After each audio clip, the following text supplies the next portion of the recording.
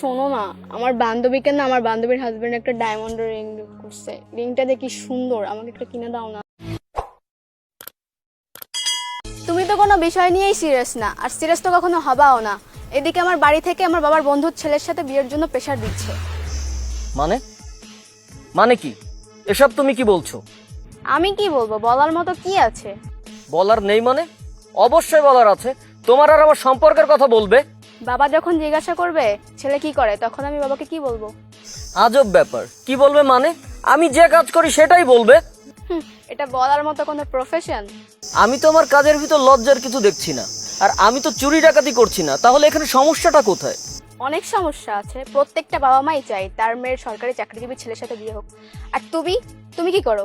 একটা সরকারি চাকরি না হোক, একটা প্রাইভেট চাকরি তো করতে পারো, সেটাও তো তুমি করো না।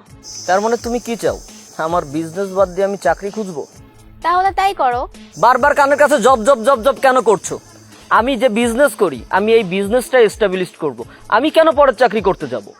দেখো, তোমাকে আমি 1 সপ্তাহ টাইম দিলাম, তার ভিতরে যদি তুমি চাকরি ম্যানেজ না করতে পারো, তাহলে তা না হলে আমাদের সম্পর্কের সাথে যাই ঘটুক না কেন, তার জন্য তুমি দায়ী থাকবে।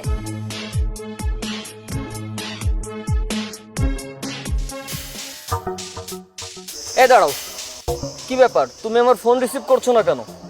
কি সমস্যা? 2 দিন ধরে আমি তোমাকে পাগলের মতো কল করছি, একটা বারের জন্য কি আমার কল ধরতে পারছো না? কি ব্যাপার, তুমি আবার এখানে এসেছো? তোমার সঙ্গে আমার কিছু কথা ছিল, তাই দেখা করতে এসেছি। তুমি এখন এখান থেকে যাও, আমি তোমার সাথে পরে কথা বলে নিব। তন্নি, ব্যাপারটা কি? তুমি কি আমাকে অ্যাভয়েড করছো? তোমাকে আমি সাফ সাফ একটা কথা বলে দেই, সামনের মাসে আমার বাবার বন্ধুর ছেলের সাথে আমার বিয়ে ঠিক। আর নেক্সট টাইম থেকে তুমি আমার সাথে কন্ট্যাক্ট করার চেষ্টা করবা না। তুমি যদি কন্ট্যাক্ট না করো তাহলে আমি খুশি হব। তন্নি, আমাদের এতদিনের সম্পর্ক, তার কি কোনো মূল্য নেই তোমার কাছে? আর রিয়াদ, আমি সুখে থাকতে পছন্দ করি, আর তোমার যে অবস্থা, আমার ফ্যামিলি কখনো তোমাকে মেনে নেবে না। আচ্ছা, একটা কথা বলো তো, তোমার ফ্যামিলি মেনে নেবে না, নাকি তুমি মেনে নেবে না আমাকে? সবই তো বুঝতে পারছো, তাহলে এখানে দাঁড়িয়ে আছো কেন? যাও। সবসময় তো তোমার সুখের কথাই চিন্তা করেছি, আজকে না হয় তাই হোক। যত সব।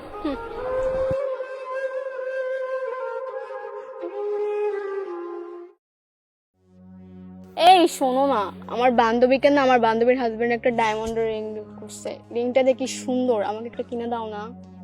এই তন্নি, তুমি তো ভালো করেই জানো আমার অবস্থা।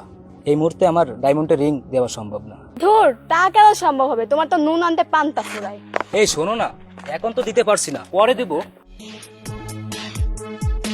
কি ব্যাপার, তুমি এখানে কি করো? আসলে আমি এই অফিসের। ও, এই অফিসে তো কোন পদে আছো? পিওনে?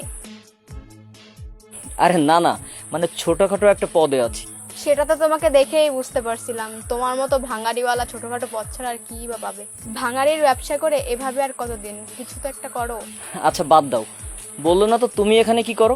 আমার হাজবেন্ড তো এই কোম্পানির ম্যানেজার। তাছাড়া মালিকের সাথে আমার হাজবেন্ডের অনেক ভালো সম্পর্ক। স্যার, আপনি এখানে? আরে এই তো গাড়ি আসছে না, তার জন্য অপেক্ষা করছি। ড্রাইভার মনে হয় গ্যারেজে গেছে গাড়ি নিয়ে, গাড়ির কি যেন প্রবলেম হয়েছে। স্যার মানে? হ্যাঁ, উনি তো আমাদের কোম্পানির মালিক। কিন্তু উনি তো দেখতে একদম বস বস মনে হয় না, তাই তো? আসলে আমাদের স্যার সিম্পল একজন মানুষ। তুমি কি জানো, স্যার আমাদের প্রতিটা স্টাফদের সাথে খুবই ভালো ব্যবহার করে, আর তোমাকে বলে বোঝাতে পারবো না আমি। শোনেন, আপনাকে একটা কথা বলি, মানুষকে কখনো তার পেশা দিয়ে বিবেচনা করা উচিত নয়। মানুষকে বিবেচনা করা উচিত তার কর্ম দিয়ে। আর হ্যাঁ, ভাগ্য বলে একটা কথা আছে। আজ যে গরিব, কাল সে ধনী হতেও পারে। সেজন্য মানুষকে কখনো ছোট করে দেখা উচিত নয়। আর আপনি কি বলেছিলেন? ভাঙাড়িওয়ালা না? আপনি কি জানেন, মানুষের মনে দৃঢ় প্রত্যয় থাকলে সামান্য ছোট ব্যবসা থেকেও খুব তাড়াতাড়ি সে ধনী হয়ে যেতে পারে। আজ আমাকে দেখে শিখুন, সেই ছোট্ট ভাঙাড়িওয়ালা আজ ইন্টারন্যাশনাল পর্যায়ে ব্যবসা করছে।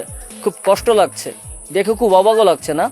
আসলে কি জানেন, আপনাদের মতো মেয়েরা শুধু মানুষকে টাকা দেখে ভালোবাসে, টাকা দেখে সম্মান করে, কিন্তু মানুষের যে ভালোবাসা হৃদয়ের ভিতরে থাকে, সেই ভালোবাসাটা বুঝতে হলে মানুষকে হৃদয় দিয়ে বুঝতে হয়। আর হ্যাঁ, আমাদের প্রত্যেকেরই উচিত তার নিজ নিজ ভালোবাসার মানুষটাকে শক্ত করে তার হাতটাকে ধরে রাখা। এনিওয়ে, আমার গাড়ি চলে আসছে, আমি তাহলে আসি। বাই।